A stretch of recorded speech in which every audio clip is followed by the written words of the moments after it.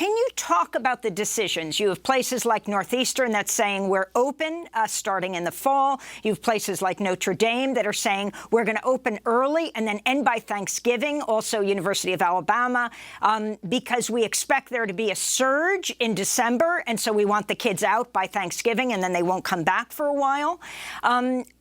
Can you talk about the decision, and not only colleges, of course, high schools, elementary schools, what must go into this decision, and what do you think should happen? Yeah, as you might imagine, this is not just a conversation I'm having with lots of public health people and education officials, but also at home with the kids about what's going to happen in the fall.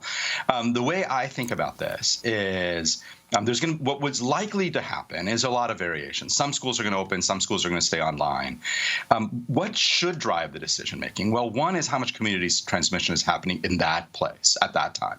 So if we're thinking about Harvard University, for instance, how much community transmission is happening in Eastern Massachusetts? If a lot of people are getting infected and sick, it's going to be very hard for Harvard or any university in Eastern Massachusetts to open. The second is around availability of testing. I think you have to have a strategy where you're going to have to be able to test kids and staff and faculty on an ongoing basis. Third is you're going to have to do certain social distancing things. There are going to be no large classes. There should be no large classes. There should be, if you're going to do sporting events, certainly not with any kind of spectators, and you have to really think about what sporting events can you justify and how do you do that. So there's a lot of changes that are going to need to happen.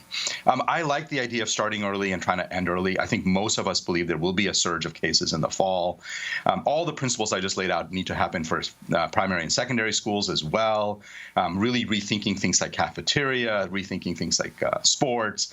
And if we do all of that, I believe there's a very, very good chance that we can open up schools, we can get kids back to school in the fall. It may not look like a normal fall, but if we can get through this fall and we have a vaccine early in 2021, we can get through this pandemic.